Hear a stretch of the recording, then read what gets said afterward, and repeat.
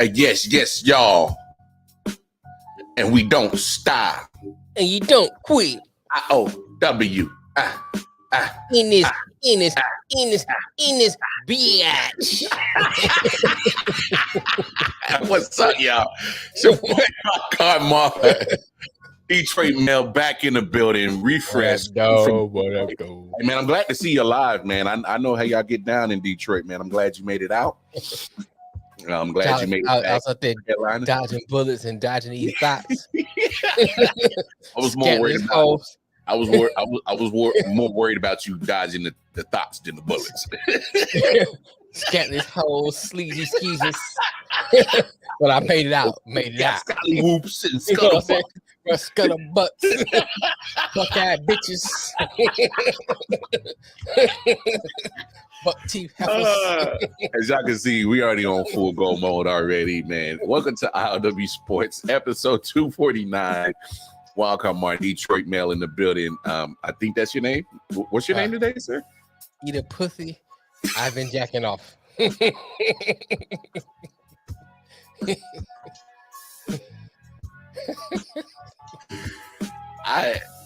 Anyway, thank you for tuning in. This is episode 249. As you can see from the banner, we're definitely going to give a preview of Game 5 of the Eastern Conference Finals between Milwaukee. Not Milwaukee. That's it. You got me checked.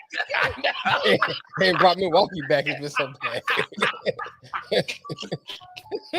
Between the Miami Heat and the damn Boston Celtics. They got Game 5 tonight in Boston. We'll give our preview of that. And, we're going to ask a very important question. Who has the most pressure? But before we get to do that, let's go ahead and, get all the preliminary stuff out the way. You know the deal. Follow us, like, share, subscribe to our content on YouTube. Our YouTube channel is I.O.W. Sports Network. Has all the content on there, from shorts to no-name podcast with Detroit Mel when he covers the Detroit Lions. Whenever I'm stopped being a so much busy, lazy sack of shit, and I actually do Wildcard Chief podcast dedicated to the Kansas City Chiefs. Of course, myself and Jersey Boy MJ, because we got the late night owl Monday through Thursday, 11 p.m. Eastern Standard Time to midnight. And then, of course, Mondays and Thursdays with the full crew, 4 to 6 p.m. Eastern Standard Time on the day show. Also, check out Big Homie Nick Sean's Proud New York Jets content. You can always catch us on Facebook, I.O.W. Sports Network, as well as Instagram, same address, I.O.W. Sports 1 on the Twitter. You can chop it up with me personally, KC Wildcard Mar on the Twitter or Wildcard Mar on Facebook and Instagram. All right. I'm still trying to convince Detroit Mel to get a Twitter. I don't buy his name choice tonight. I don't know if we want to get his ass on Twitter because he'll be blocked within probably the first 48 hours of getting a Twitter account. So I'm not sure if that's a wise idea. But I'm still trying to convince him to do it because I.O.W. Sports Twitter, man, hey, man, you keep getting these wild DMs in the joint. Like I don't know what you watching under that account or who you following under that account, but you get some wild shit. Yeah, you get some wild shit. It's sliding in the DMs and shit. I ain't gonna lie. I can look from afar. Oh yeah, I can look from afar, but like me personally, I ain't gonna lie, man. You had one in the DM. She was built like a flamingo, but she had a pretty face though. I ain't even gonna lie.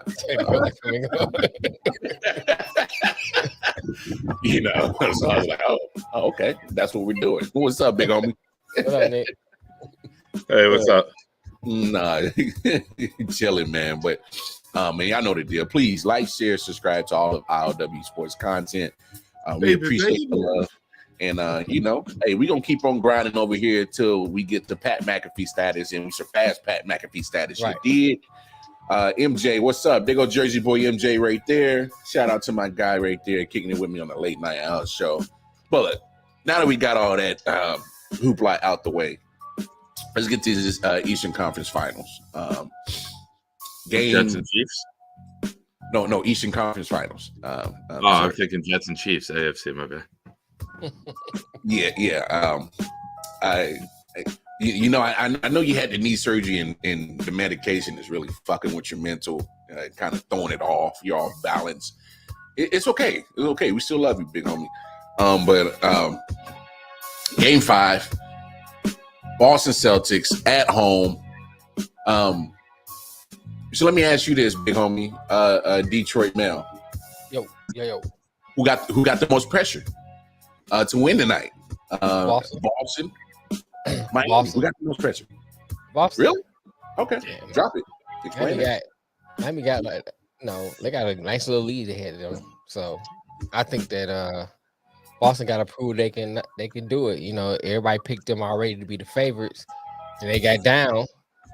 And so now to me the pressure's on for them to prove that they can beat Miami, because Miami been putting on the last couple games. So I think that the pressure on Boston, man, they're not choking this year. And last year wasn't a fluke. Interesting take. Big homie Nick Sean, jump in here, man. Who got the most pressure? Boston Celtics, Miami Heat. I got two different takes on this. If you don't mind, hear me out. Well, drop them. Pressure, yeah.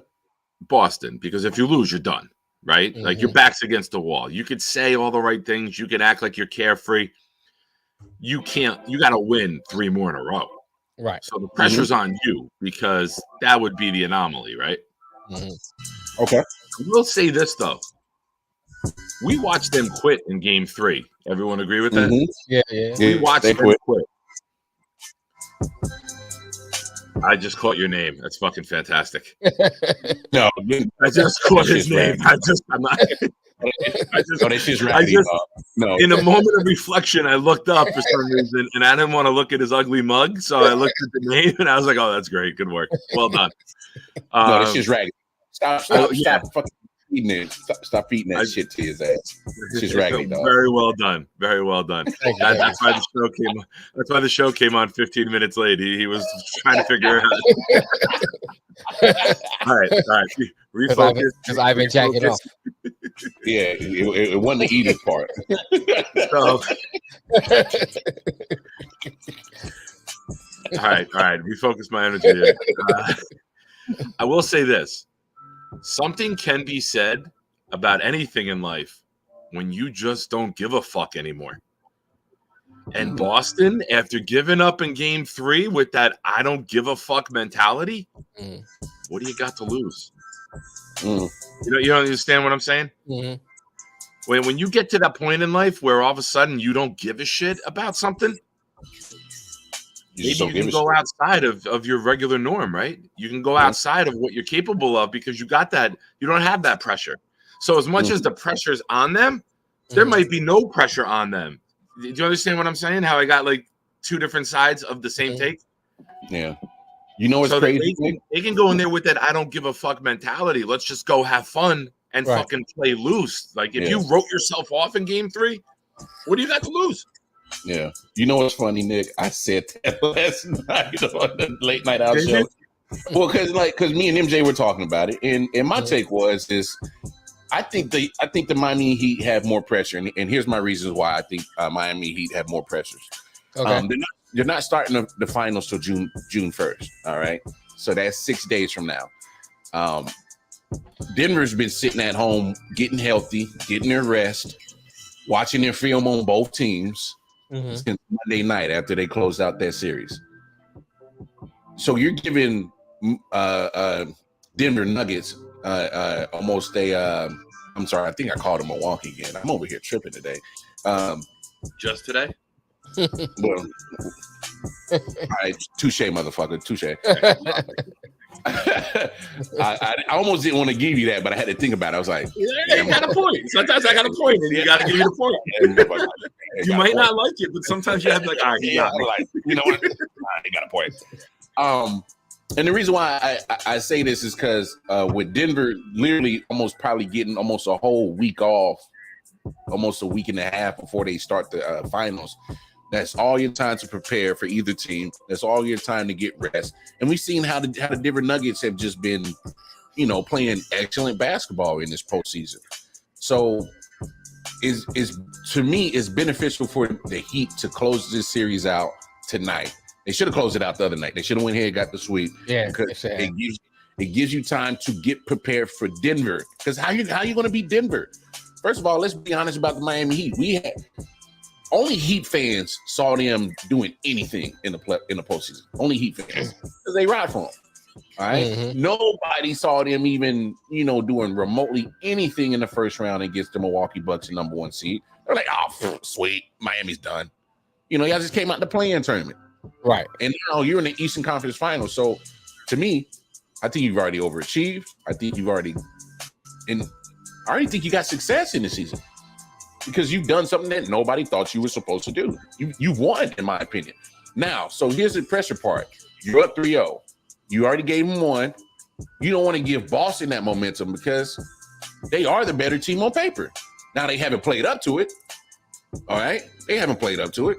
You all can agree on that. Mm-hmm. They're still the better team. So why would you give the better team an opportunity to get back into the series? And then the more and more you play, you're cutting down the time for you to recover. You're cutting down the time for you to prepare for Denver Nuggets. That's my biggest thing. You're cutting down that time to prepare for that because that's what Spo is great at. Spo, he was a video guy when he started in the NBA with the Heat. He was a video guy, so he knows how to break down the film. You take away the time to do that, to try to come up with a plan to stop Jokic and Jamal Murray, who's on fire right now, Michael Porter Jr., who's finally healthy, playing well, Aaron Gordon, who's chipping in, KCP, who's doing his thing. I mean, you're talking about a deep team in Denver. You gotta get a plan to stop all that. So I think it's more pressure on that in that sense. And to Nick's point, you're the Boston Celtics. Yeah, we all thought you were supposed to win this series, but hell, we didn't already wrote you off because you went down 3-0.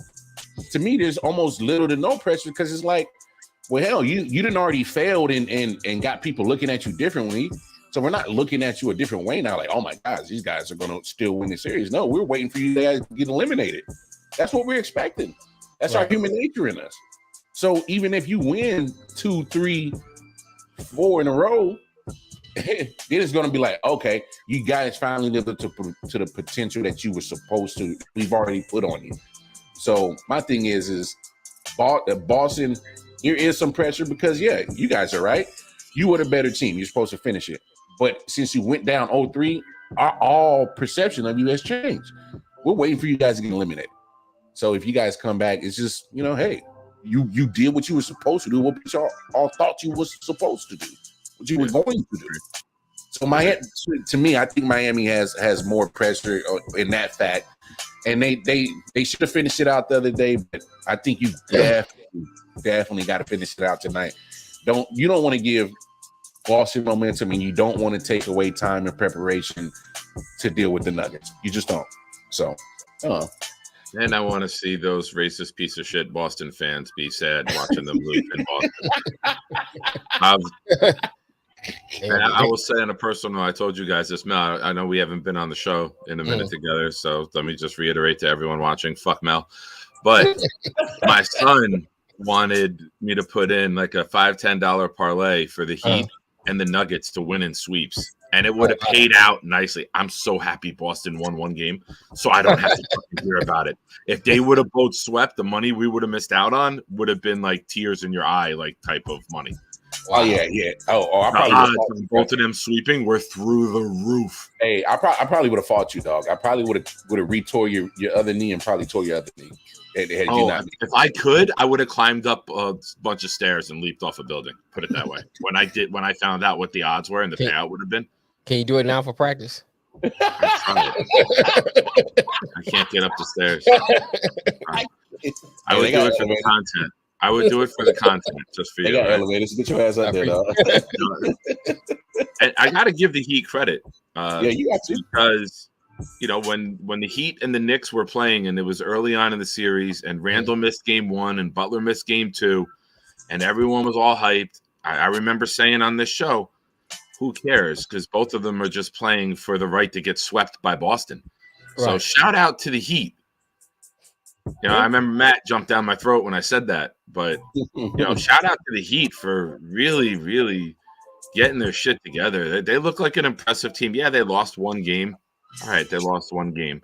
You know, of course, all the sports news sites are doing Boston was down 3-0 to the Yankees. Don't let us win today. The old Kevin Millar line. Mhm. Yeah.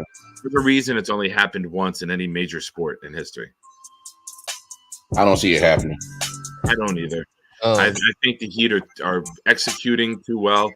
I can't see them losing 4 straight the way they've been playing. Butler, the star of the team, is very relaxed and calm. So the team is going to take on the identity of your coach and your star.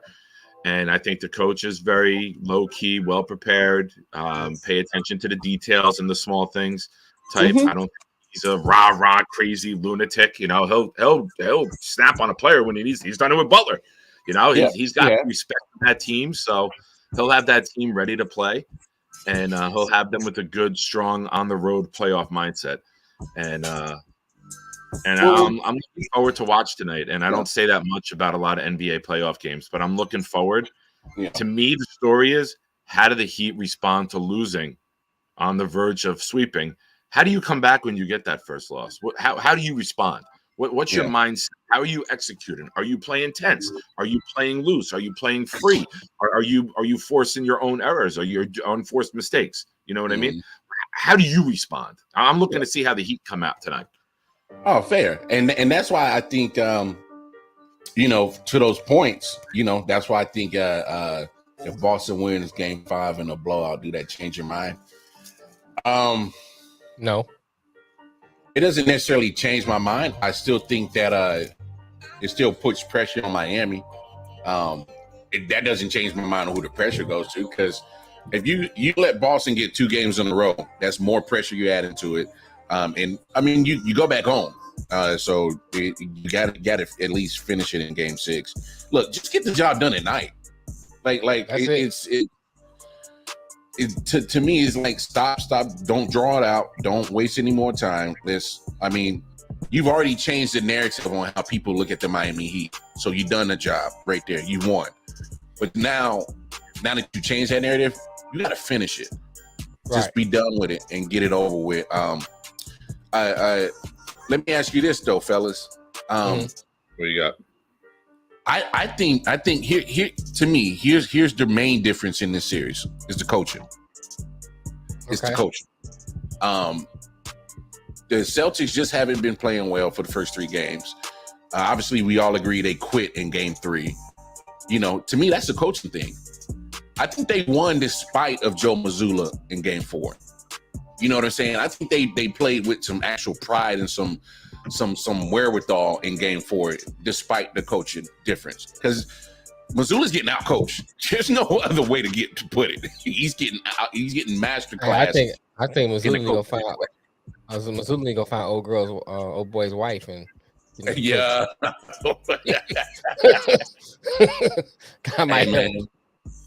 Hey, Anthony had a bold take, and I want you to, Anthony said, AR that comes with us on Mondays. Anthony said, and this was prior to game 4. He says if the Celtics had gotten swept, I could see a case on why they would fire Joe Mazzulla. And I was like, you know what? You're not wrong, because if y'all hear what I don't know if you guys kind of watch the press conferences after the games, but Joe Mazzulla kind of sounded like a coach that lost a locker room in the middle of the Eastern Conference Finals. That's what he sounded like. Really? He sounded like a coach that never had it.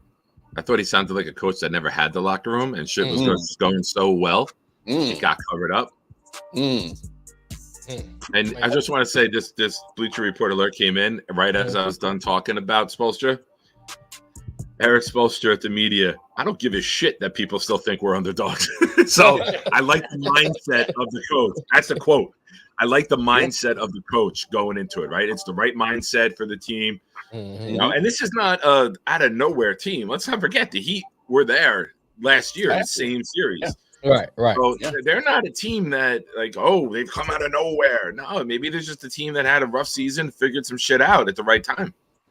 That's exactly what it is. I'll be honest. I don't know about their injuries. I don't know what players missed time this year. I don't. Well, right now, Tyler Hero is the biggest player that's missing because of injury, because he's your 3-point shooter. Yeah. So that's the loss. That's I guess the major loss. I don't necessarily see it as a major loss because the fact of the matter is, I've always thought Tyler Hero.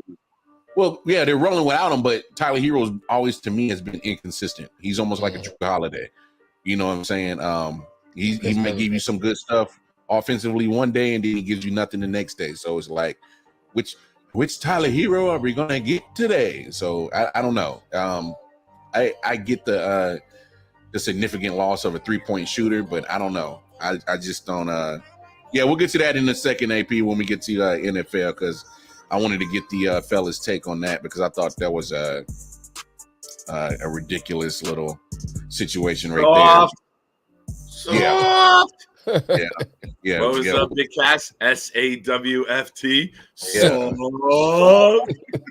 Yeah. We'll get to that in just a second because I thought it was soft as hell too. But no, I don't know, man. Hey, Joe Mazzulla, I love Anthony's take just because of the fact that, like, bro, like you had the Lamborghini, all you had to do was not crash it, and I mean, Nick, you can speak to this. I mean, you're a coach. You got youth that follow your voice and what you say. So, like, you speak to the fact on how important it is for your players to have faith and trust into their head coach. A lot of that is earned through battles, right? When you see someone's back against the wall, how do they respond? Yeah. So this is their first time with this coach with their back against the wall, right? Yeah. Maybe they don't like what they see. We know this is the day and era of the bitchy, whiny, pouty athlete, and they will quit on a coach and spite him to get their way. A lot of this young generation will do that. So if he makes an adjustment or if they don't like and they mumble and talk about it amongst themselves, I'm just projecting ideas here. I don't know. Yeah. Obviously. But it's a possible possibility. See him cracking under the pressure. You know, you respect goes right out the window. Right. So, and with guys like Smart, Brown, Tatum, smart NBA players who also have an FU type of attitude, will definitely put that against their own if things aren't going right. They are definitely the type of guys I think to turn on themselves, turn on the coach, turn on the town. So I expect a bunch of M-bombs from the fans tonight. That's for sure. Him? N-bombs. Oh, Let's hope they go down. They lose with a bad effort at home. You're gonna see reports about the fans said some shit. Of monkeys and bananas being thrown on the court. I'm a big fan of bananas. I would never approve wasting a banana. Stay classy. Yeah, I would never approve of wasting a banana. I value bananas too much. Like, you see me stretching this medication I'm on tightens like some of your muscles, and you see me like stretch it. Man, I would love a banana right now to make sure. I think in the Toronto Blue Jay, Matt's gonna know this player's name. Matt, if you're watching. One of the greatest sports interviews ever is the Toronto Blue Jay Asian guy saying that he came out of the game early yesterday because he had a cramp. And he's like, yesterday I eat 2 banana. He goes, monkey always eat banana. Monkey never cramp. They're like, how many bananas did you have? He goes, 3 banana. Wow. I bet that shit tickled you. I'll send you the link. I can't even do it justice, but it was a great thing. But you can't waste the banana. I would definitely hate Boston more than I already do if I saw that happen. Yeah, well, I mean, let's hope like it doesn't get that far. Hopefully, obviously, I'm having. I knew Matt would know it. I knew Matt would know that clip. But I don't know. We'll see what happens. Here's an interesting piece. And we'll get to the Nuggets in just a second because I saw an interesting comment from Nick Wright. So let me ask you guys this. We get a winner of this Eastern Conference Final. Obviously, we will. Who do you think will actually give the Nuggets a better matchup? Go ahead, big homie Nick.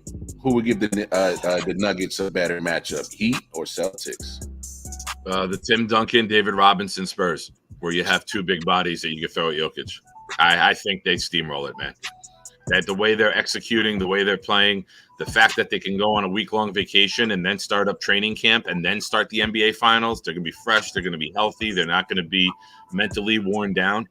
I really don't think it matters. I think it's Nuggets in 5 max. It might be 4. Like I think that I don't think either one of these teams can hold a candle to what the Nuggets are doing right now and how they're executing on the court. And the fact when the game gets tight, their star just says to the coach, "Hey, let me and Murray play 2-man game. We got this." Yeah, and you go out and do it. Yeah. It's just like we're fucking toying with you. And when we need to get serious and our backs against the wall, we can end this shit in the 2-man game. And you can't guard it. So I don't think anybody, either one of these teams, are a threat. I mean, of course, it's the day and age where a team can get on fire from 3-point range. But that usually lasts for a little bit, right? Like, I think it was one of the games in the Knick or the Heat series. One of the teams hit like 6-7 threes in a row, went down from 12 to like up 12, and then still lost the game because they cooled off. So it's like that hot streak. I think that's the Knick series. I think it was. Yeah, it was because the Knicks was hitting a bunch of threes and they lost. Yeah, I was like, and they both did early in the series. They both, I think they shot. I think Matt and I talked about this through a show one day. They shot 91 threes combined in game 1. I mean, they were cold as hell. But there was a point where they hit 6-7 in a row, went off, and then cooled off. But you would have to keep that like Warriors type of 3-point shooting. And that you're not doing that 4 games in a row. Like the Nuggets, because I really don't think and this is bad for the NBA because you're not going to have that draw that you want. It's going to be a mismatch for the finals. It's going to be disappointing for the NBA. The ratings are going to be down. Well, I think the ratings was going to be in a shitter anyway. I don't think at this point it don't even matter because they're not getting the matchup or the certain, should I say, star power that you normally want in the NBA Finals. Because there's no Curry, there's no LeBron, there's no KD. I mean, you get Jockic, who's efficient, but we talked about it on this show. We certainly on numerous shows. He's not flashy. He's not nothing that you're going to be like, yo, I got to go spend my hard-earned money to go see Jockic. Which is, but he's a purist. He's a basketball purist. He plays basketball. And that's what it's substance, right? Yeah, it does. It's substance. You want to market Ja Morant or Zion on a dunk more than you want to market Jokic on a back down and a little 2-foot hooker. Or hook. No offense, man. I didn't want to get you all excited. In your case, you're like a 2-foot hooker. Yeah, I love the 2-foot hooker. Oh, Lord. But, what are you going to market? A baby hook shot from 2 feet away? Yeah. So it says something to me about the NBA fan that it's all about the flash and not about the substance. Because Jokic has more substance than anyone we've ever seen, but he can't get marketed because he doesn't have the highlight clips. He doesn't have the soaring through the air dunks that you can put on, or Dr. J's dunk in the playoff game where he rocked it is still one of the greatest highlights that the NBA uses to promote their game because it made people jump out of their fucking skin. Mm-hmm. You don't get that excitement with Jokic. Now you do have a point though, Nick. My only kickback is here. I think the fans who watch NBA nowadays are a product of how the NBA products or they promote their content. I mean, it's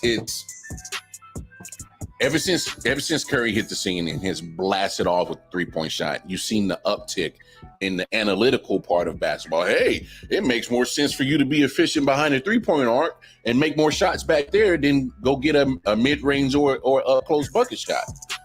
And so that's been the whole change of not just NBA, but look at it, basketball, even down to the youth sports. What are the kids doing nowadays? They're trying to learn how to do step backs and shoot threes. Step back threes. You promote Harden with the step back 3. Never won a goddamn thing. I'm going to say it because we talked about it. Say it. All right. I'm going to say it. Say it. It's the first time that we have a white player as the star of the league and the best player in the league since the early mid-'80s with Larry Bird. it's like it's kind of a culture shock that, and I say this respectfully because I'm never out of pocket with this shit. But the black culture loves the NBA. Are you not counting Dirk? Dirk got MVP. With Kobe, I mean, he won it, but with Kobe and LeBron in the league, I don't think anyone had. Dirk played the best on that playoff run, but I don't think anyone ever put Dirk as the best player in the league for a period of time. You're looking at 2 MVPs and about to be a title. Jokic is the best player in the world right now. I know it's not flashy. I know it's not threes. I know it's not dunks, but that motherfucker is playing better than anybody the last couple years. Not fair point. And let's be real, basketball is a huge thing in the black culture. I'm not breaking news with this statement, so it's not like anyone's jaws dropping. I think the biggest thing is not even about color. It's about the international play versus the American play.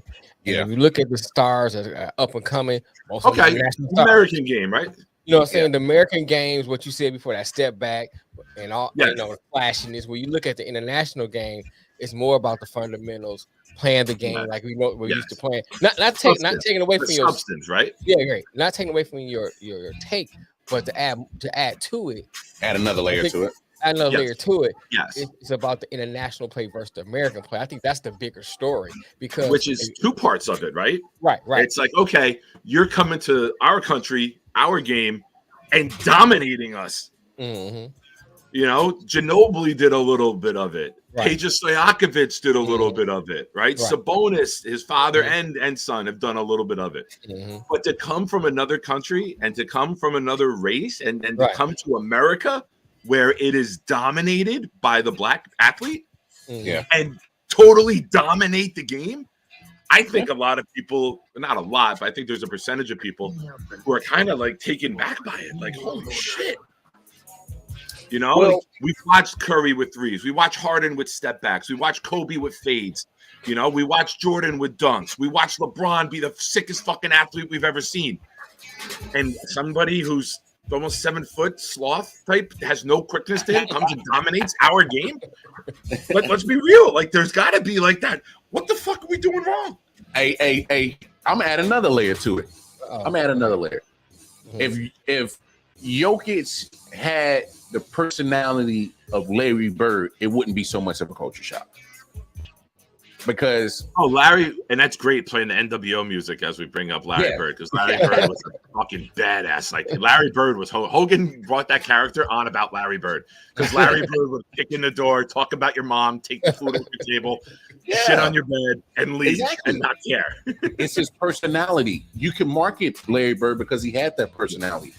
And I'm gonna say this. Larry Bird was easy to translate to the black community because he had the same mindset that the most black athletes would have. I'm gonna talk shit, I'm gonna bust your ass, and I'm gonna follow through with what I said. And so if Jokic had that same personality, it wouldn't be so much of a culture shock. It'd be like, okay. Bird had the contemporary in Magic, which allowed Bird to get the respect of cross culture, right? Mm-hmm. Like I'm not black, but we always joke that this is the only part of me that's white, it's the outside. But when you look at Bird versus Magic, it was kind of like, okay, I respect that man, both sides, right? Like, I respect what he's doing. I respect his game. I respect him. It's funny that you say that. A lot of people don't remember this. And obviously, I was young. I was like 2-3 years old. But my grandfather told me all the time, because he loves basketball. He's the reason why I've been a Lakers fan. He goes, yo, I don't care what you said.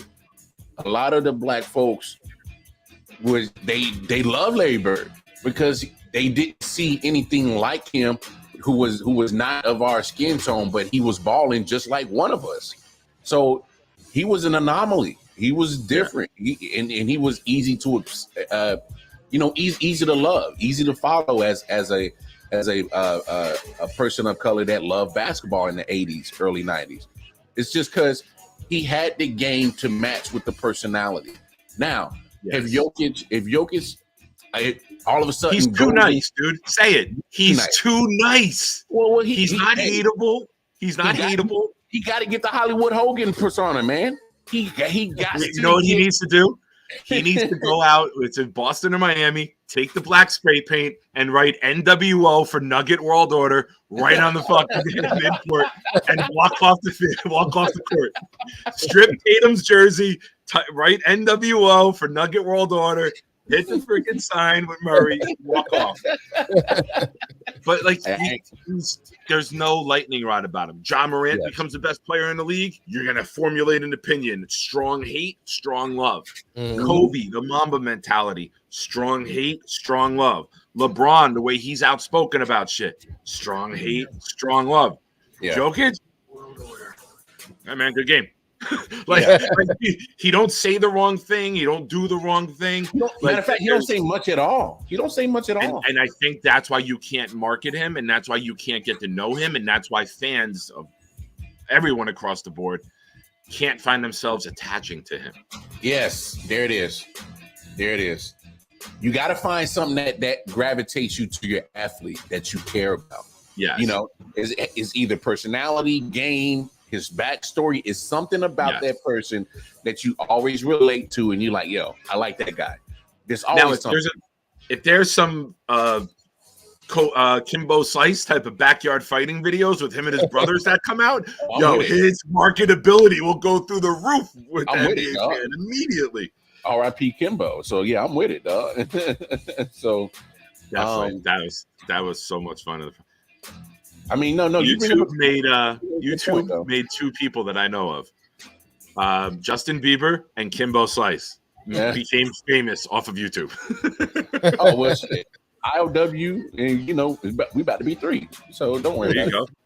I will definitely vote no if we ever get an ESPN offer. I never want to work for them. I'll vote no. You vote no? I vote no. I'll sell my shares. I'm out. Yeah, it'd be hard for us to go ESPN. Very hard. Well, first of all, Edith Puthie and Ivan Jurgenov, we ain't going.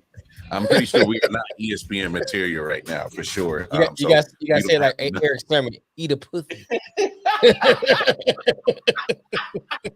Well, let's be real. You and I both know Mel, and we know that he's sometimes Mel gives subliminal messages, and we know that Mel is more likely to Edith Jurgenov than anything.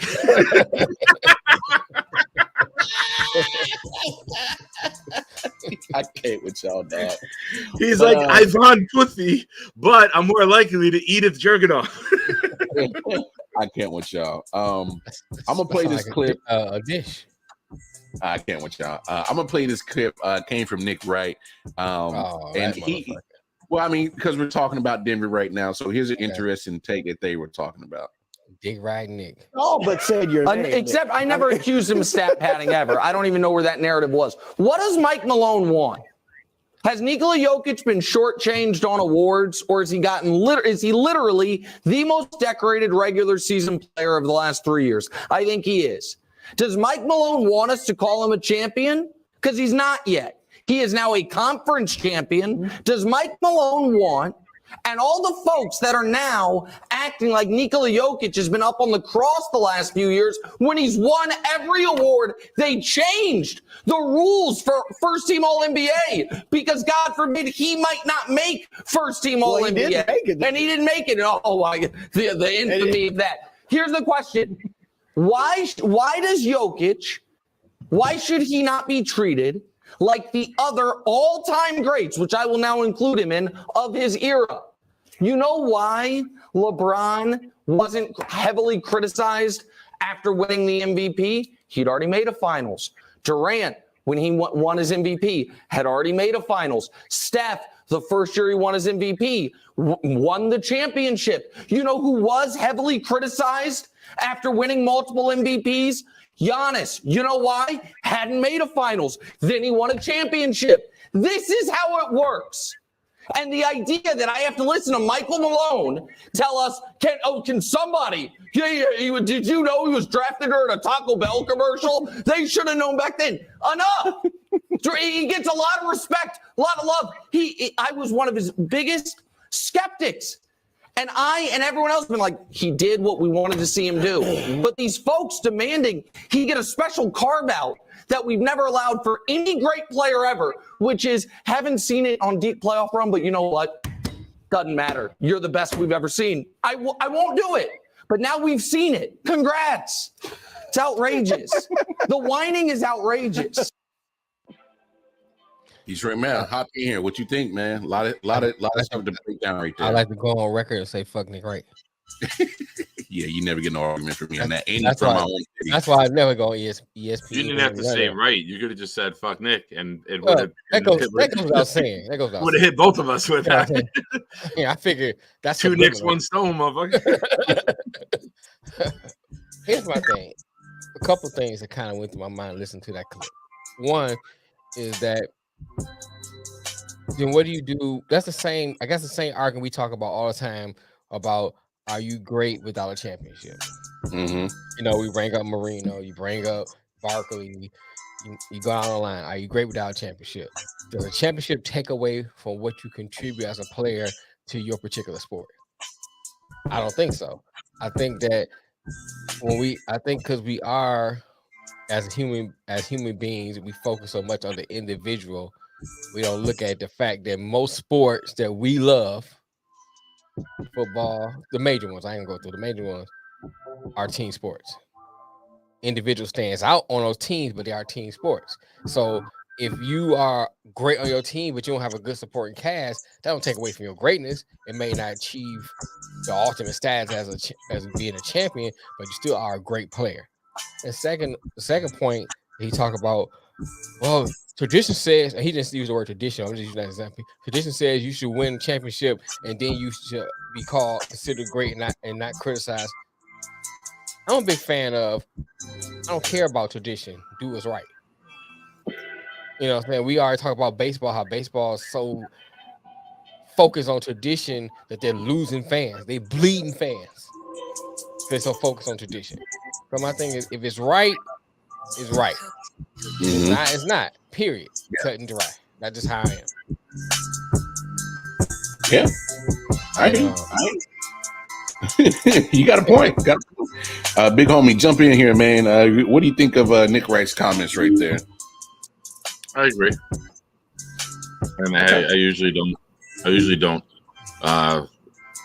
But I think the NBA fan is skeptical, and they don't want to give that title of the best player without a title too, right? Which is fair. Agreed. Like he made the perfect point, right? Like he made Giannis. People were skeptical about Giannis. They were saying Durant and LeBron are still better, right? Mm-hmm. Giannis went out and won a title, shut everybody up. People give Giannis his respect now, right? You should see the same exact thing here. Right. You know, I think the majority of fans, he goes out and he puts up that dominating performance again, averages 32. I mean, what I said he would average 40 and 17 against the Lakers because I didn't see them covering him. I mean, he averaged 32 and 14. So he's going to do the same thing, right? Like he takes regular season, not takes them off, but he still gets his rebounds and his assists. But he's just going to be so heavily involved in the finals that he's going to put up a ridiculous number game after game. Yeah, I think he's going to put up. I think Jockic has the potential to put up ridiculous numbers. He already passed Wilt Chamberlain for the most triple doubles in a postseason with 8. He'll end up with 12. So what's that? He'll end up with 12. Yeah. So and you know, there's 7 potential games left for him to play. So he'll probably end up with, like you said, around either 12 or 13 more triple doubles in a single postseason, which will be, you know, astronomical. I just saw that. Embiid is so much better than Patrick Ewing.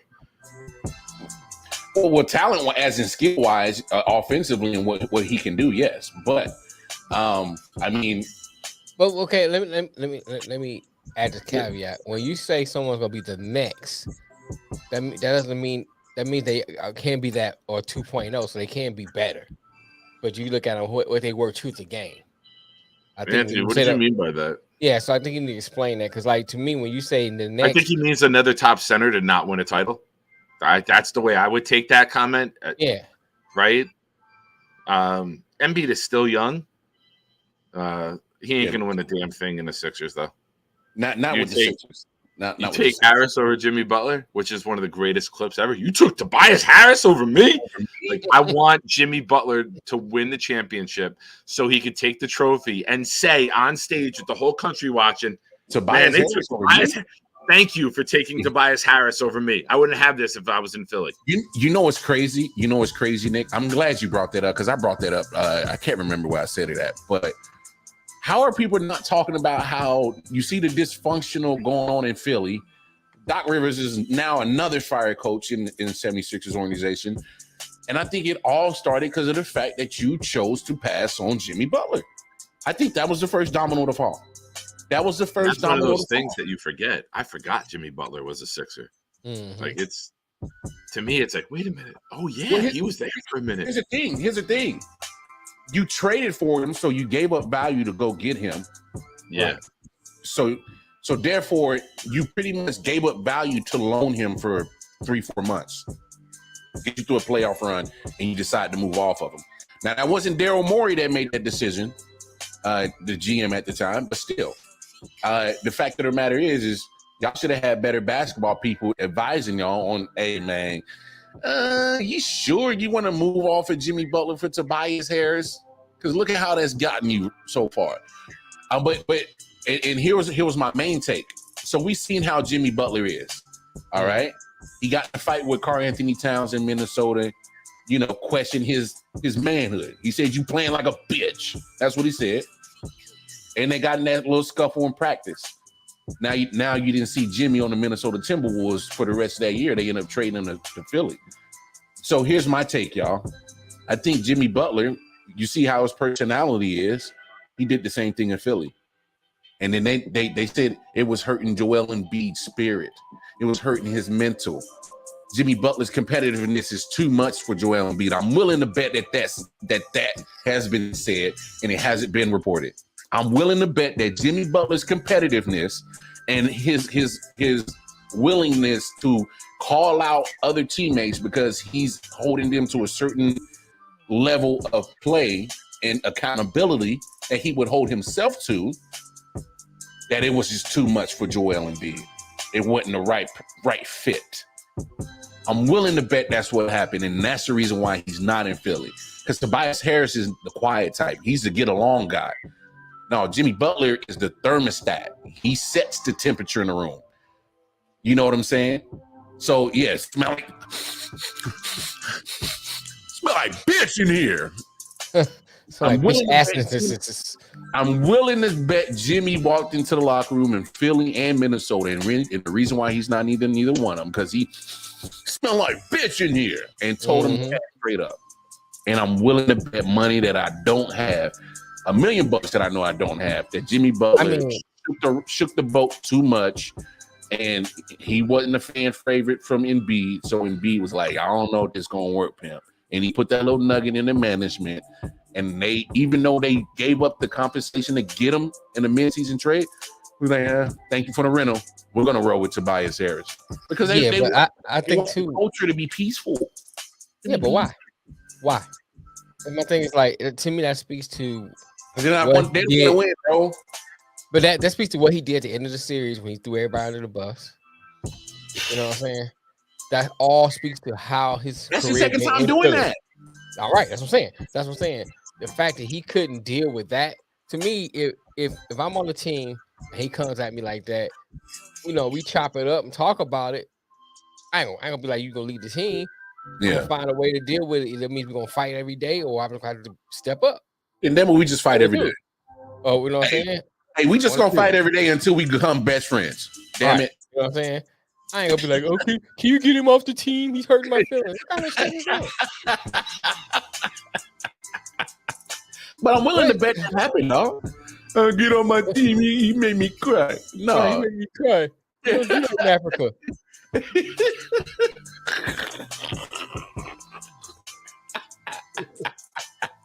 I hate you, dog.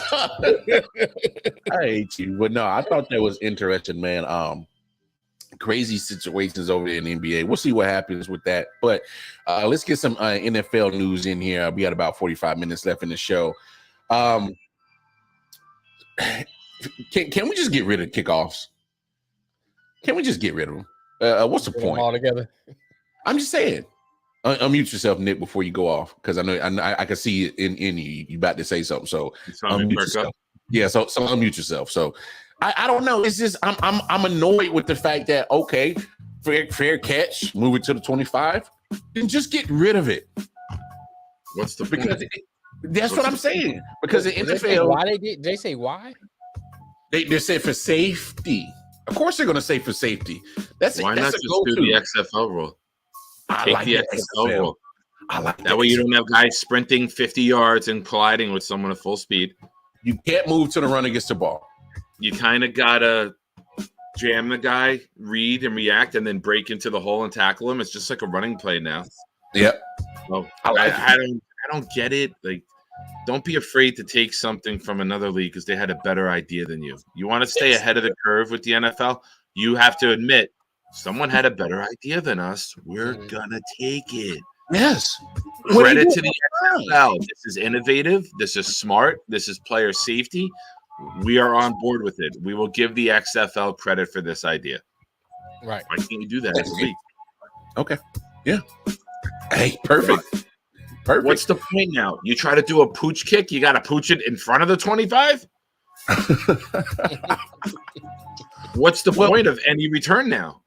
Well, you saw the NFL going in the wrong direction with the kickoffs when they moved the kickers up 5 yards anyway, because they were already booting it out the end zone. They was already booting it out the end zone when they were kicking from the 20. Now you move them up to the 25. Now they're almost kicking it into the first 5 rows in the end zone of the seats that are behind the goalposts. Like these kickers are trying to make field goals from the kickoff now because they know they're going to hit a touchback. They're trying to have fun with themselves and say, yo, let's see if I could make a field goal from all the way here on the 25 on the opposite side of the field. Like, they're doing that. And you see the fans react, oh, he made a field goal on the touchback. Like, it's so waste of a moment in the game. It's a waste of energy. It's a waste of a whole bunch of stuff that you can quantify of waste that goes with the kickoff. Start the offense, right? You want to speed up games. You're talking about no back-to-back timeouts. Take these fucking useless kickoffs out of the game. Just start the ball at the 25.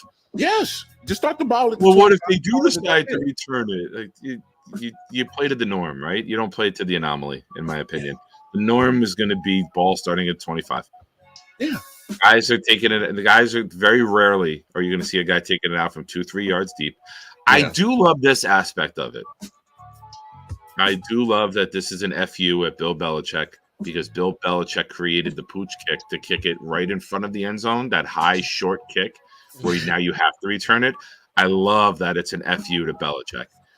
Who, let's also discuss, since I brought him up, they cheated again and lost 2 OTA practices.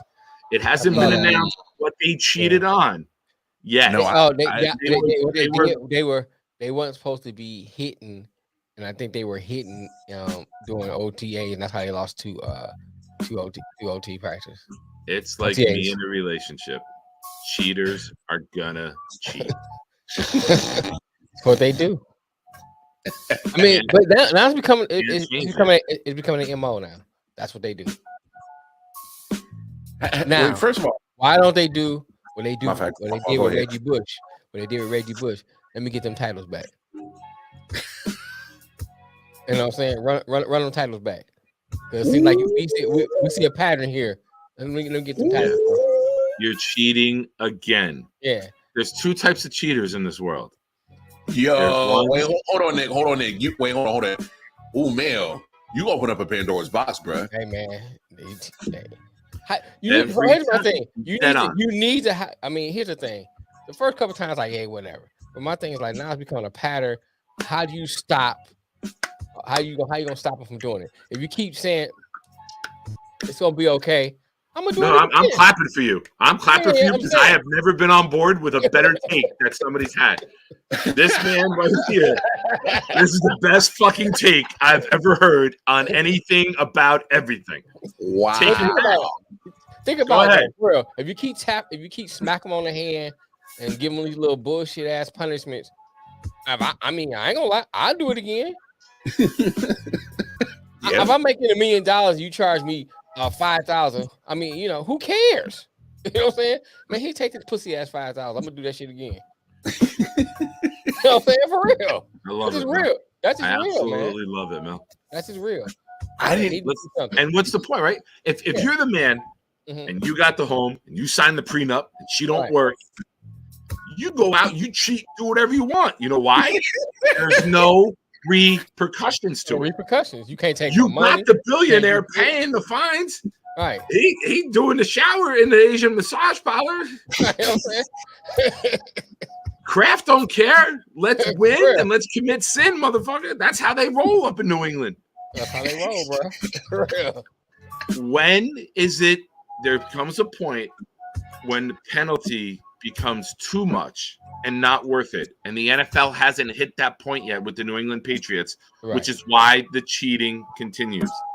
Now, it's just a little small thing. No, it's what they got caught on. How much other shit are they doing that they're not getting caught on? Right. And you know what? Now you're a last place fucking team. Cheat all you want, still finishing last. Mac Jones, you suck, dude. You suck. You're Ivan Jurgenov. That's what you are. Full circle. Come full circle. Yeah, that's it, man. That's what we do. Good comedy is always about circling back. Yeah, that's what I try to do. That's what I aspire to be one day. I can't with y'all, bro. I don't even plan this shit. It just comes out as I'm talking. Oh shit! I'm telling you right now. I will get video of it. That, man, I was like, oh, yeah, okay. And Mel, you know how much I like to hate you. You know, even when we talk on the phone yesterday, we're taking shots at each other, and it's just us. It's just us, and we're taking shots at one another. But I will give you your flowers. That is a fantastic take, and I absolutely love that. And I am going to steal that, and I am going to share that, and I'll give you credit when I do. I appreciate that. What's the point of stopping cheating? I'm used to the white man taking from us anyway, but at least I'll give me credit. Just call me Jockic. I'm taking your sport, baby. Call me Jockic. I'm taking your sport over. I'll call you Thomas Edison, but that'll work too. Call me Nicola Shine. I am Nicola Shine. Nicolas Shine. I can't with y'all, bro. Something is. You know what's funny as hell? My new insurance card, they messed up my name and they called me Nicola. They thought I was like European. They called me Nicola at the urologist the other day. I was like, it's Nicholas. And she's like, oh, there's no S on here. And I was like, whew. And I didn't even think I would ever think about that again until just now with this joke. That's hilarious. No, man. I mean, you literally perked my ears when you said that. But the more and more you keep dropping, and the more and more you keep saying it. I mean, this is look. And I'm with you, Nick. A lot of people are like, oh, this is OTAs. You losing OTA practice, and this is a small thing. This is nothing. But it speaks to what Mel is saying. It's a pattern. And we're talking about back from like early 2000s when this pattern has started. Right. And the fact of the matter is year after year after year, Super Bowl after Super Bowl after Super Bowl. Now 6 Super Bowls have been won, and there's been numerous cheating, little tidbits of cheating sprinkled through amongst it, because it's not 1, it's not 2. At least, how many have you think in our lifetime have we, since 2001, that we've heard Bill Belichick and the Patriots linked to cheating? At least 4 or 5 times. At least minimum. At least that we know. That they got caught for Spygate. Like Nick said, yep. 2 Spygates. One that Eric Mangini busted them on. Deflategate. The Spygate with filming the Cincinnati Bengals. So that's 3. This one. They had another thing a couple years ago. There's so many though. Like you lose track. Well, that's what I'm saying. There's a minimum at least 4 or 5 that we can all remember and speak of. Right. And at least that they got punished for and caught for. So my thing is to Mel's bigger point, at one point, do y'all actually like punish them and stop with that pussyfooting around? Right. Like to me, and look, I'm gonna say this, I'm gonna say it, I'm gonna say it. I don't care how much he says he's not involved. That puts a taint on 6 Tom Brady, bro.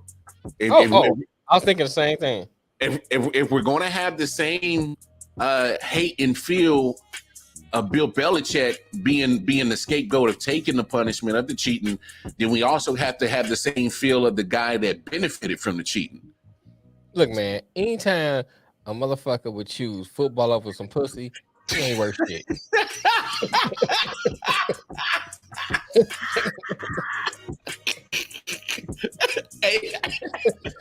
Wow. Hey, Mel. Hey, Two outstanding takes today. Two outstanding takes. Mel needs to dip away from the show for a bit. Come back. Hey, Mel gotta go back to the. Hey, man, I was about to ask you, though. I was like, yo, what did you do? You just stumped Nick twice today in a matter of like 5 minutes. And I'm like, what the hell is going on today? Listen, I will fully admit I am known as the hater on the show and the sports page, and I am proud to be the hater at times because I think my takes are different from a lot of people. But man, when I hear a good take, I will fucking stand up and applaud. Now, ironically, I can't stand up, but I will sit there and applaud. No, wow, dog. But I was like, yo, what the stomp twice in a matter of 10 minutes. Like, what the hell is going on? I'm like, yo, something is in the water today. Like, I don't know what the hell's going on, man. Like, the fuck. Anyway, I said to Mel yesterday, we spoke on the phone, and I was like, hey, were you traveling away? Because I was trying to get on the show Monday with the laptop. I hit him up. I had to get a code. And he's like, I'm on the airport. I'm playing. He's like, we're about to take off. Hit me up. Do this quick before we take off. And I was like, oh, where did you go? Where are you coming from yesterday when we spoke? And he's like, oh, I was coming back from Detroit. I go, oh, man, would you lose a bet? You had to go there again? Yeah. I can't. No, it's wild because I'm looking at I'm looking at Tom Brady become a part owner of the Las Vegas Raiders. Well, he's already part owner of the Aces. Okay. But he just Mark Davis just finally gave a piece of the Raiders to Tom Brady, and I'm like, this dude won't go away. He won't go away. So it's funny that we bring up when you said that about Tom Brady. Mm-hmm. But I mean, just me personally, if we're gonna look a certain way at Bill Belichick, I gotta look at a certain way at Tom Brady. He benefited from it. He benefited from Belichick's tactics, and if the NFL keeps saying it's cheating tactics, then you're the primary benefactor of it. So hey, here's another take too. If you think about it from this standpoint, that's why his coaches ain't shit. Because I'm serious. Think about it. If you benefit from cheating, and that's how you winning, you ain't really coaching. You ain't shit. Yeah. You know what I'm saying? That's why Mike McDaniels ain't gonna ever be shit. Josh McDaniels, yeah. I mean, Josh, that's Miami. Yeah, Mike in Miami. I was like, whoa, he doing all right. Say Josh. Sorry about that, Mike. Let me, I had to search this. All right, go ahead. Sporting News broke down in 2020 the timeline of Patriots scandals or cheating. Mm-hmm. Well, the tuck rule, you can't blame on them. No, I won't put the tuck rule on them. That was an NFL blunder. 2007, the Spygate, that Mangini busted out. 2014, falsified injury report. 2014, sneaky formation baffles the Ravens. What the hell is that? They wasn't illegal, but they created like a new formation that the league changed the rule about. They found like a loophole in a formation to hide an eligible receiver. Yeah, because they put the ineligible receiver far out. They lined him up wide. Yeah. I remember that. Yeah. 2014, the AFC Championship game, Deflategate. 2015, headset malfunctions anger the Steelers. Remember Tomlin lost his shit over it. 2019, a play clock trick reveals rulebook loophole. Oh, when he started taking the timeouts, or he started taking the delay of games. Oh, and they reset the clock running it, and it was like 2.5 minutes of game clock ran off before they actually punted because they kept taking the penalties. Yeah. 2019, the Bengals video scandal. Yep. And that's just up to 2020. So there's a all right. So like the clock. Okay. So the things that you just rambled off, some of them are like him finding loopholes. I'll give him that. Where but that speaks to his character, though, Lamar. You got to think about it, like from this standpoint. I'm with you. If you are cheat, you're gonna find ways to cheat, whether if it's a loophole or just outright cheating. I'm with you, but by law, it's not cheating. By law, it's not cheating. Some of those things that he did weren't cheating because he outsmarted the NFL. But I'm with you. It does speak to his overall character, because if you're going to find mindset. if you're going to find a weasel way to win, you're willing to cheat. So I'm with you. Right. I agree. I agree. But I'm not going to hold some of those against him, but I'm going to hold that to his character. Now, the ones that he's actually cheating, those are the ones where I'm looking at like, come on, bro. Like, how many Super Bowls y'all going to keep letting this guy keep piling up and not actually punish him? So you bring it. Your take was phenomenal. If Reggie Bush is going to get probably NCAA taking money, because he didn't cheat the game. Right. He didn't cheat the game. He broke an improper rule at that point in time where the NCAA said you can't take financial gifts or benefits from anybody, and it is what it is. But he wasn't the only player that ever done it. It's nuts. I think we actually need to revisit this conversation probably sometime next week, because that brings up a very, very legit point. Because I mean, even still, I still look at the Astros a certain way. I know they won last year, but I still can't. The fact of the matter is, the year that you got caught cheating, you won a World Series in 2019. So the fact that you won a World Series and you really didn't get punished, so what? AJ Finch got fired. Ooh, coach. And you were down in Game 7 in the ALCS and hit the series-winning home run off of Chapman in the most important part of the season. And the crazy thing, that was actually Chapman's probably one of his last few damn good seasons that year. Oh, yeah. And because right now he's down here with the Royals and he's still, giving up blown saves. So he's you not. Know why? Not more. You know why? He was one of the first real relievers to be clocking over 100. Yeah. Yeah, now, he was clocking 102. Now there's a dozen guys doing it, right? Now it's so common that he's not the rare one anymore. It's like everyone's like, okay, we're used to closer hit 105, 106 the other night. I can't remember who he was. Damn. He hit 105, 106. And I'm like, what? 105? Like, Jesus, what's going on? But here's an interesting comment from Patrick Mahomes, and I wanted to give you guys a take on what he said. He brings up a point of legacy versus money. Me and MJ spoke about it last night, but I definitely wanted to get your guys' take on it tonight. I mean, I always keep, me and my agent and the team always keep open communication. And we try to do whatever is the best for the team, but obviously I want to do the best for myself as well. But at the same time, I've always said I worry about legacy and winning rings more than making money at this moment.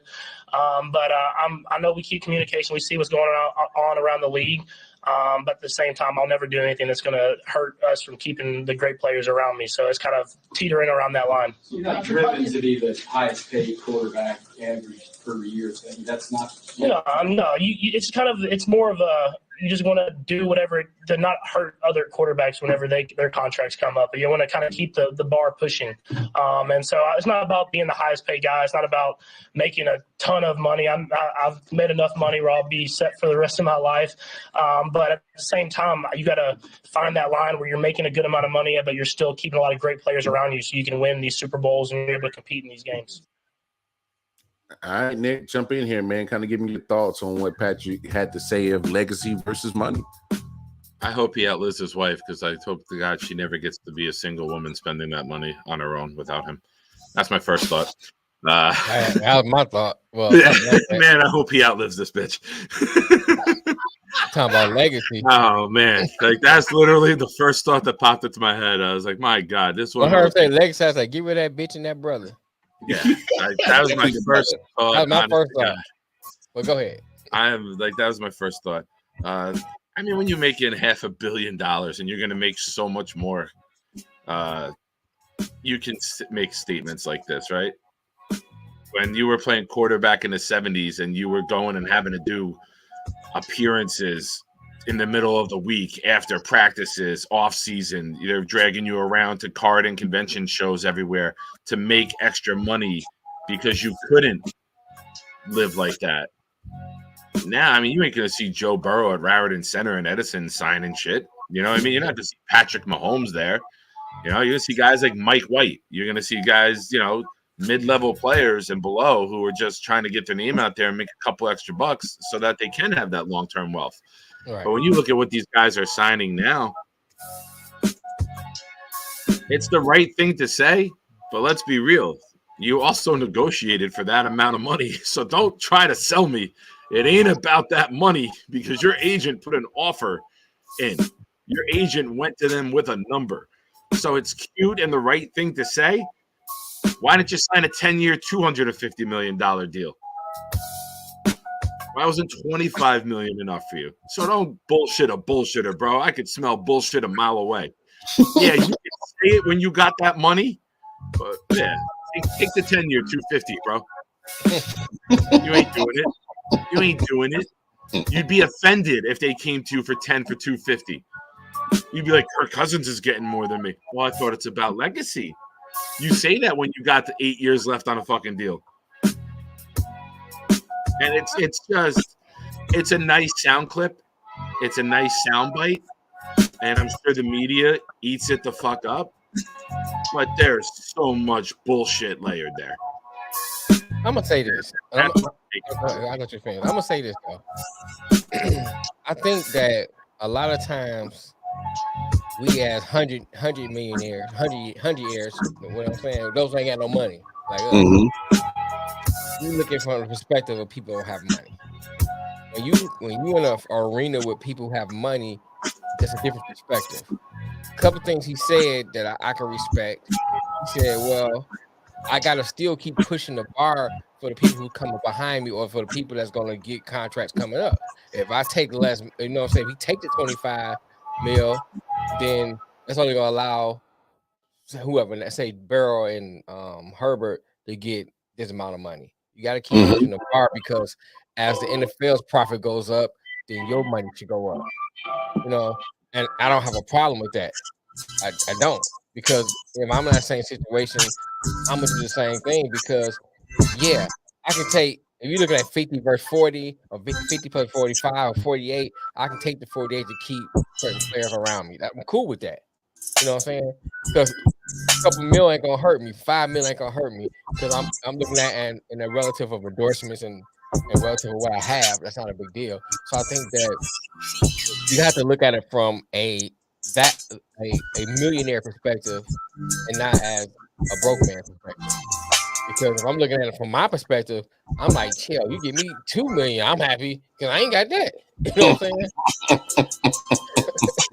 So, but if you're looking at it from perspective as I'm going out here every day, put my body on the line, and I got a family, I gotta think about whether they doing dumb shit or not. It's still my family. I got family.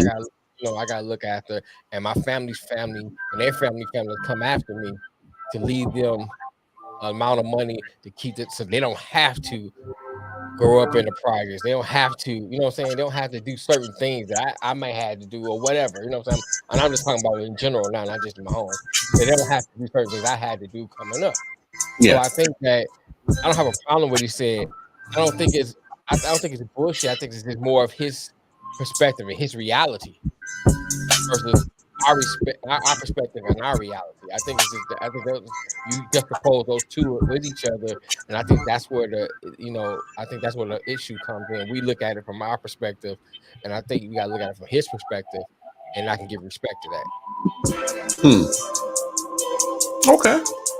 I mean, yeah. that's definitely a different, you know, that's why I wanted to have this conversation because, you know, my take was, look, I understand what Patrick is saying. And you know, to a certain degree, he's going to say the right things because that's his personality. That's him. That's how he's built. That's how he's made. Right. And maybe he is at that point where, you know, being the highest paid just doesn't fancy him. But here's my only drawback. Go ahead. Because you play the sport of football. Because you play football, and I'm looking at situations where, you know, Tua. I don't care what the Miami Dolphins say, whatever. Oh, we're rolling with them. We're riding with Tua. Okay, we're talking about a guy where we're concerned with head injuries. All right. It's all cute to say that you're not worried about it now in training camp, OTAs. You're not wearing no pads. He's not getting hit, not getting sacked. Right. But what about week one? There's no way. Like, you got to be coaching and living on eggshells. But like, I hope this guy gets through the game. And then, he gets through week one. Oh, shit, man, we got 60 more games where I got to be living on eggshells with this guy.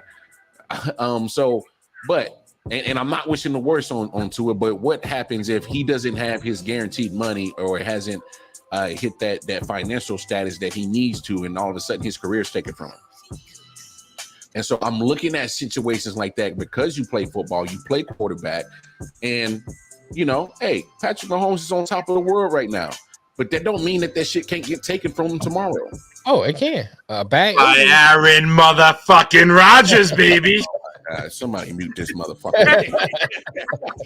But I'm saying, but we got to be honest, because you can't sit here and think that being on top of the mountain is going to last forever. You know what I'm saying? And I don't think that's what he's saying, though, Lamar. No, that's not what I'm saying. I'm just saying. Okay. Him being at the top of that quarterback mountain, it doesn't last forever. You know, right. Yeah. Eventually, your skills wear down. Or hell, hopefully you don't get a career-threatening injury, because injuries can change the trajectory of anybody's career at the drop of a dime. No doubt. Brandon Roy, Robert Griffin, right? Robert Griffin came in and set the league RG3 on fire. Right. Yeah, rookie year.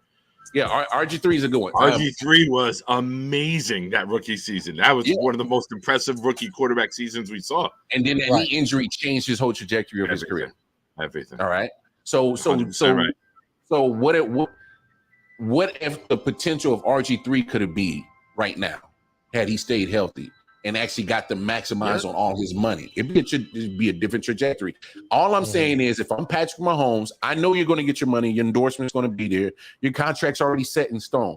But with the NFL making so much billions of dollars each year, you see the revenue go up. You see the quarterback market go up. How long do you sit at the bottom of that? That's all I'm saying. Because that's where the 10-year deal hurts, right?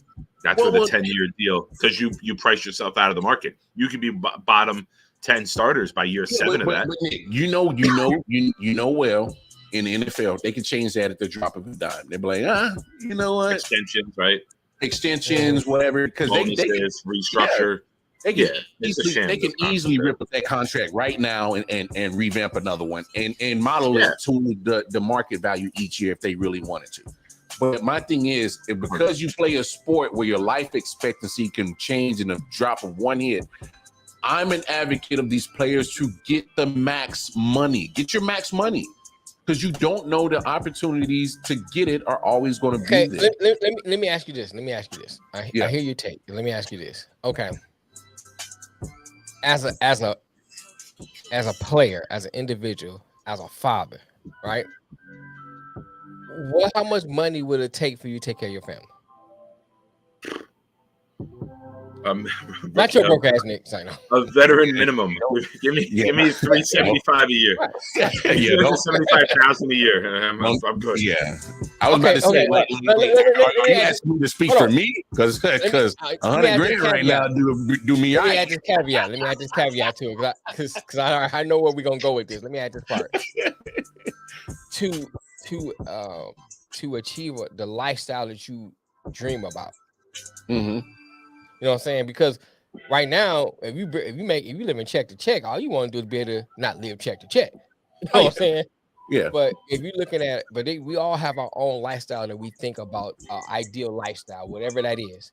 Some of them might want a boat, some of us don't want a boat, some might want a motorcycle, whatever it is. You know what I'm saying? Yeah, Your ideal lifestyle, how much money would it take to achieve that? Shit, 250,000 a year. a year. How much you 500. say, 500,000? 500. You say 250? Well, where I'm All at right. 250 is I'm living like I'm doctors and going lawyers to- out here, bro.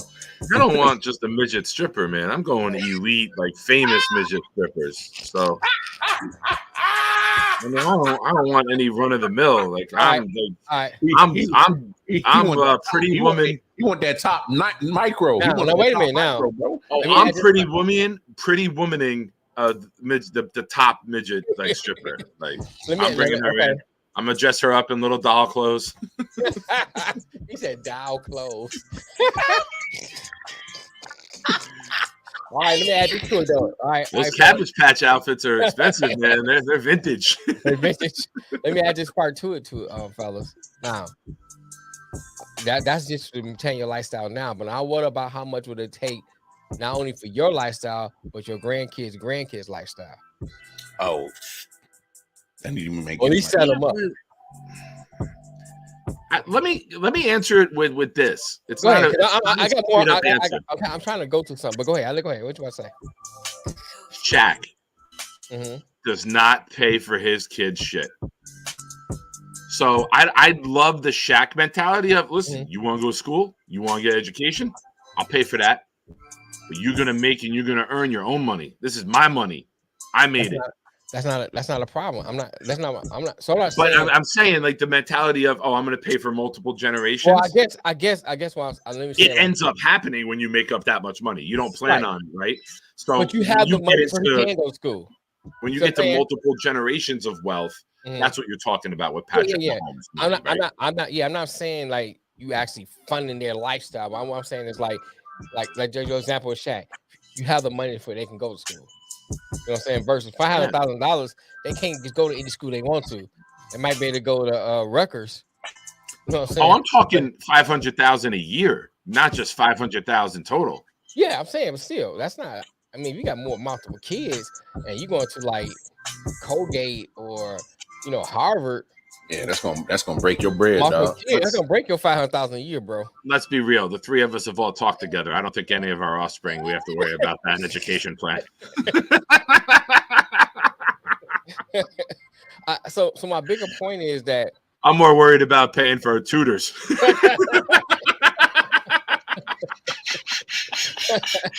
Hey man, go to hell, dog.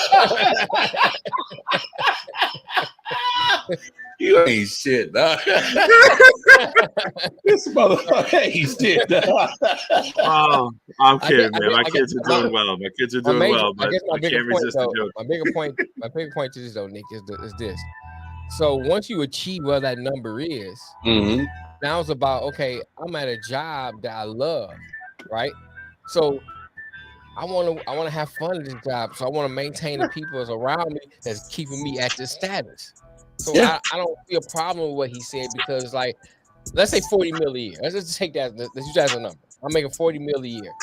I can do what I need. I got enough money because I got investments. I can invest with the money to keep my money rolling and turn over. So if I quit today, I ain't got to worry about nothing. My kids ain't got to worry about nothing. Their kids ain't got to worry about nothing. So if I'm set at that point, then what's the problem with why do I have to keep, I guess, looking for chasing the money, or now I just want to enjoy what I have and enjoy my job that I do. That's all. I have no issue with Patrick saying that. Obviously, me being a Chief fan, I have no issue with him saying that, because him taking less money that's not accounting against the cap salary helps us improve the team. I'm all for it. Trust. Right.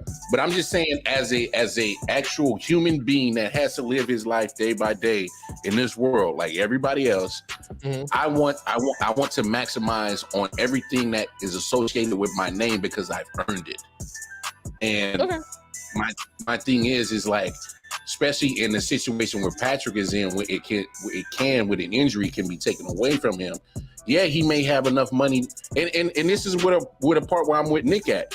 It's quite easy to say that you got enough money in your life when you got a big contract, you made a lot of money, and you got endorsement money. And now that you've gotten smart and actually taken your money and put it into sports franchises, so now you're playing the long money game. So at this point, money to you, Hey, what did Jermaine Dupri and Jay-Z say? Top that loud sound, money, anything. You know, you money. say that when you have money. When you see all the jewelry, the cars, and the girls in that video, yeah, you'd have that without money, man. But I'm saying the point is like, you know, when money, when it comes to people who got money, money ain't nothing because they got abundance amounts of it. It's nothing to them, and so it's easy to say that right now. And let's be honest, you know. Your 5 years as a starter, your resume is pretty good as a 5-year starter for your first 5 years. So it's easy to say, hey, let me make sure I keep all this good stuff around me. And let me make sure I, you know, keep. Hey, man. Hey, I'm not mad that he said it. As a Chiefs fan, I love it. I'm just saying as a human being, I'm like, yo, hey, he's just built different than me. That's just my conclusion. He's built different than me. I want every coin that is associated with my name. I want every coin of it. So that's just me. That's pretty much the show. Anybody else got anything to talk about for the last 4 minutes? Yeah, I got something really good that I just saw. Lord. So on Instagram, CBS Sports did, if LeBron were to retire this offseason, these would be the final stats of Jordan versus LeBron. Who's better? Finals record, Jordan 6-0, LeBron 4-6. In finals MVP awards, Jordan 6, LeBron 4. MVP awards, Jordan 5, LeBron 4. Points scored, Jordan 32 and change, LeBron 38 and change. And he's going to continue to add. Points per game. Yeah. Jordan 30.1, LeBron 27.2. Assists per game. Jordan 5.3, LeBron 7.3. And I thought LeBron would be higher, to be honest with you. Rebounds per game. Jordan 6.2, LeBron 8.3. NBA all defensive first teams. Jordan 9, LeBron 5. All NBA first teams. Jordan 10, LeBron 13. Oh, man. Yeah. Minor league baseball hits. Jordan 88. Jordan 88, LeBron 0.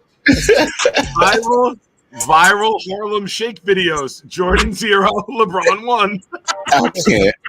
I can't. I thought it was very well done by CBS Sports.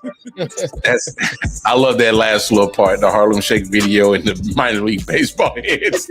Yes, and that was the only reason I went through it all, is because they broke that down.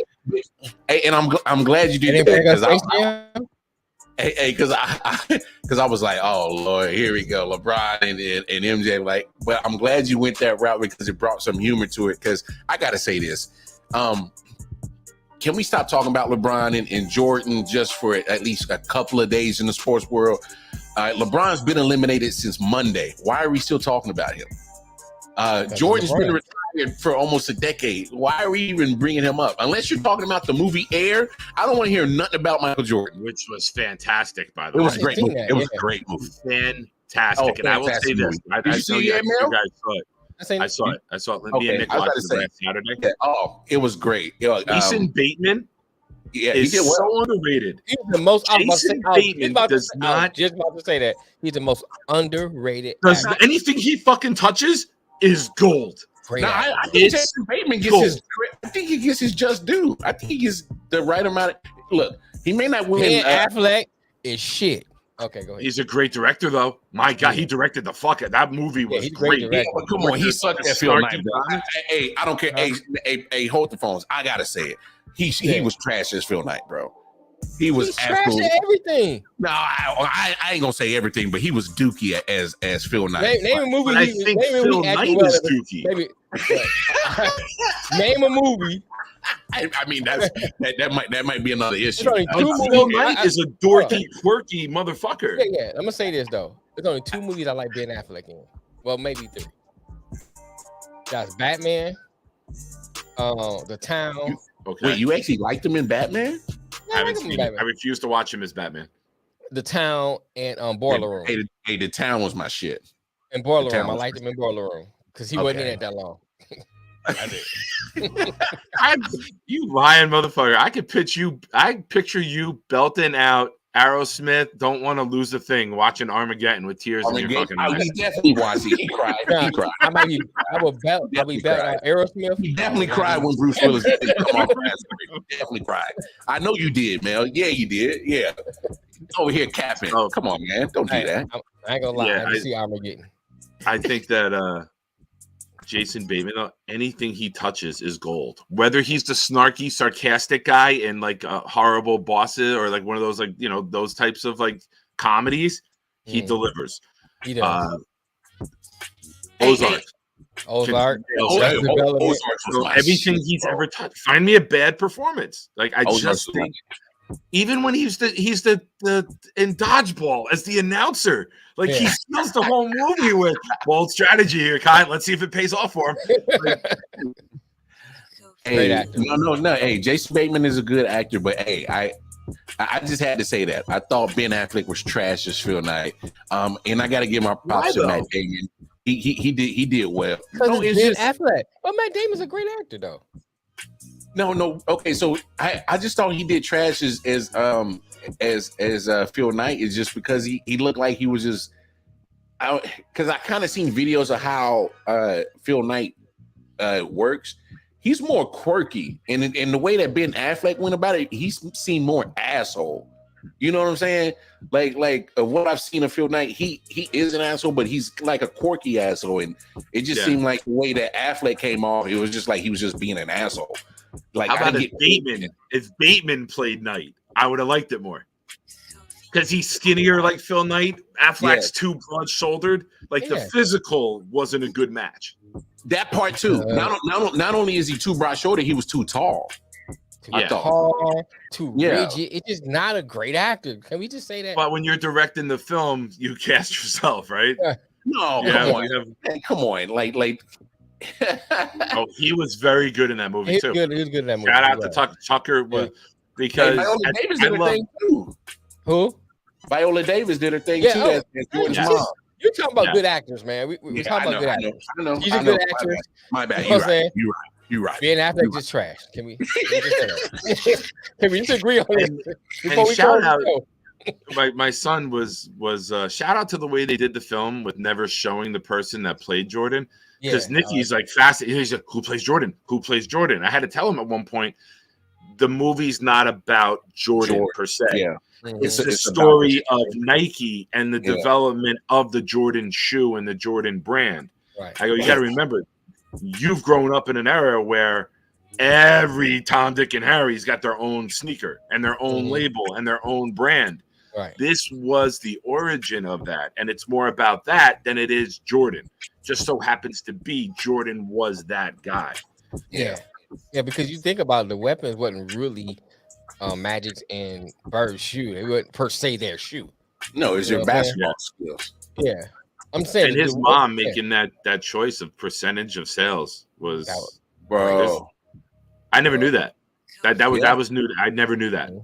Oh yeah, a lot of people don't realize this. Jordan didn't make a lot of money from the NBA. He made all his money from that Nike deal. I would say he made right now. I'm willing to say 85% of his income is from that Nike deal. I thought it was from gambling. No, I mean he lost. He lost the NBA money to gambling.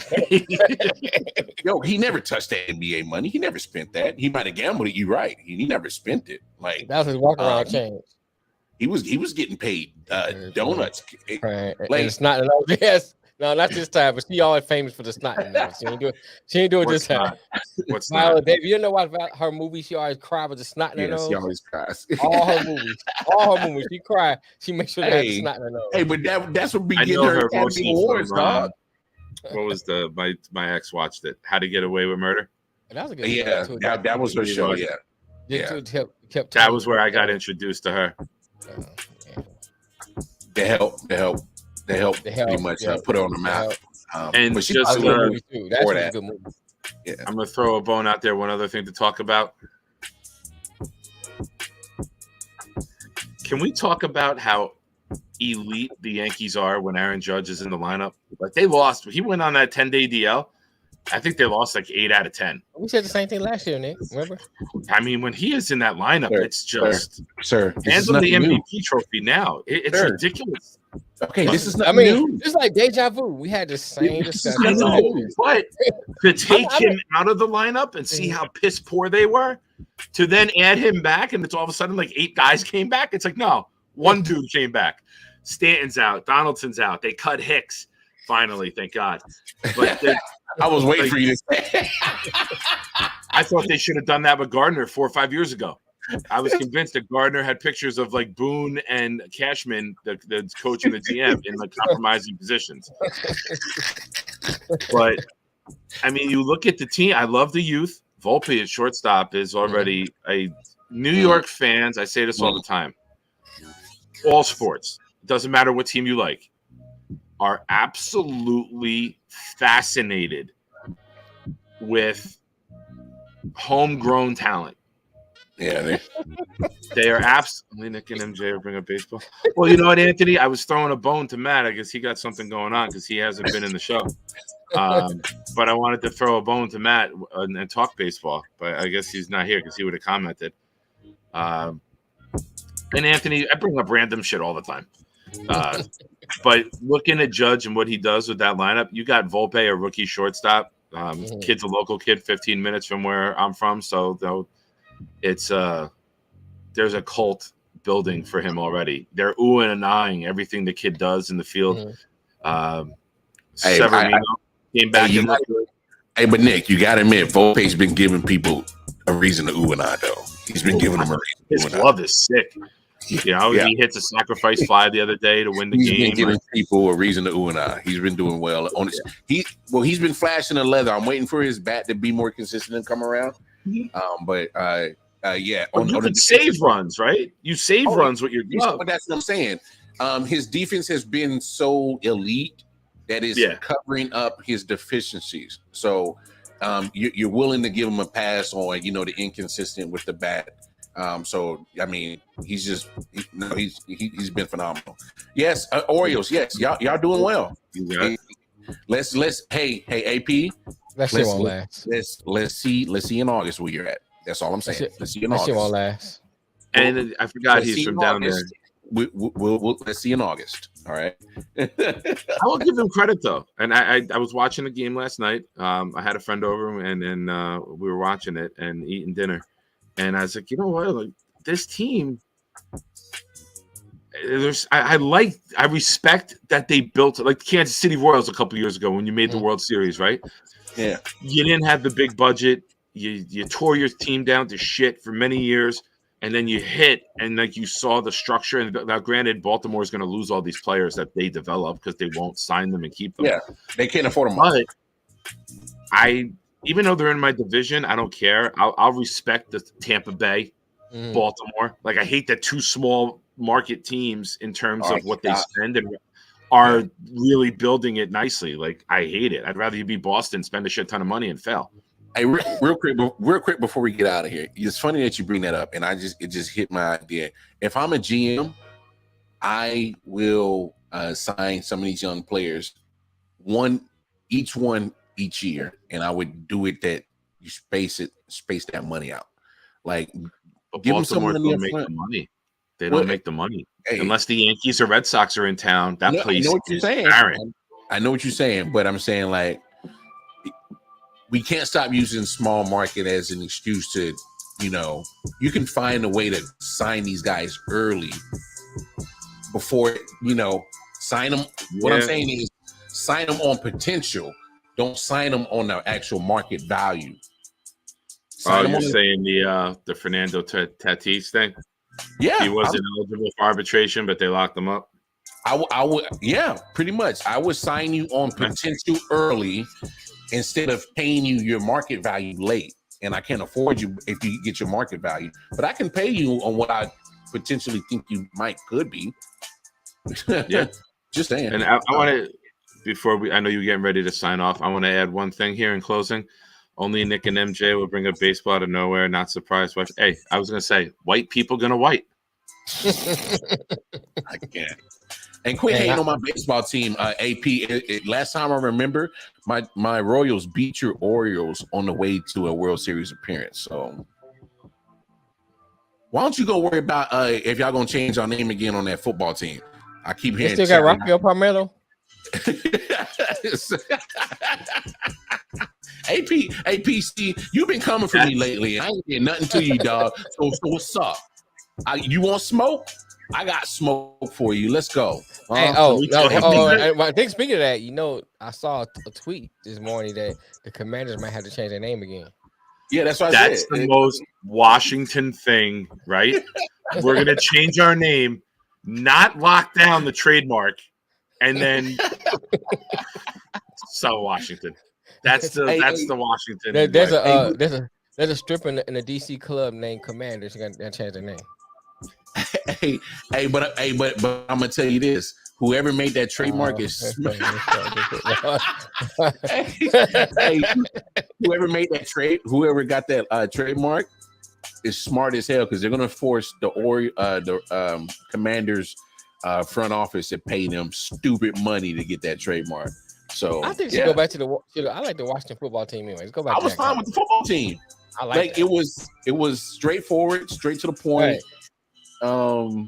It was starting to get catchy. Anyway, y'all know the deal. Right. Find us everywhere. Right? What football team you like? The football team. Oh, yeah. Which football team do you like? Football team. What did they play? Oh, Washington. Oh, that football team. Yeah. Yeah. So, man, y'all know what it is. Man, please follow all our content. Follow the big homie Nick Shine, proud New York Jets fans on his YouTube channel. Make sure you tap in with us on I.O.W. Sports. Monday and Thursdays, 4 p.m. to 6 p.m. Eastern Standard Time on the I.O.W. Sports Network YouTube channel. Myself and Jersey Boy MJ, Monday through Thursday nights, 11 p.m. to midnight for the Late Night Owl show. No Name Podcast. I'm gonna revamp the Wildcard Chief closer to training camp. So we got a lot of content coming down the pipes. Man, I.O.W. Sports Network, Facebook, Instagram, most important than Twitter. YouTube, I.O.W. Sports 1 on Twitter. Hey, we out of here, man. Shout out to the Vegas Knights going for the sweep tonight. Hey, Vegas Knights got the going for the sweep. Florida Panthers. Shout out to the Florida Panthers making it to the sweep. They already got the sweep. Man, they swept the hell out of the Carolina Hurricanes. I'm gonna say this real quick. 2 years in a row. 2 years in a row for Carolina. Hey, dog, they lost in 4 overtime, a 1-goal game, and another 1-goal game. So you got swept by literally 4 goals. Right. And just imagine how much that hurts your core.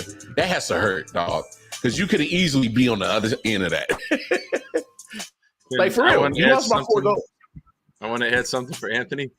Just note that the white guy did not bring up hockey. Did I balance it out here? we always like to check each other on this show. White guy brings up baseball. Black guys bring up hockey. We balanced it out, bro. The perfect ending. Hey, man. Hey. On that this note, hockey, whatever. This Stanley Cup playoffs has been dope. It's been a lot of overtime games. Yeah, it's been dope. So good. It's been a shit ton of overtime. The Vegas Knights, my new team, since the Red Wings ain't shit. Yeah, they ain't gonna be shit for a minute, dog. I like that. Actually, my son, I told you, he's got the big gold chain with the Golden Knight on it because I was a Golden Knight. St. Cecilia's, where I played sports growing up. Right. St. Cecilia's Golden Knights. He first played flag football for the Golden Knights, and then he got that. So to him, it's like a vintage, like pay homage thing to where I was. Right. But he's got it hanging up on like his coat rack in his room. That's pretty dope. Hey, man, we out of here, y'all. Man, we should have been done about 10 minutes ago. We catch y'all later, man. Put some respect on my name. Yeah, what's what I'm talking about, motherfucking fuck, man? Put some respect on my name.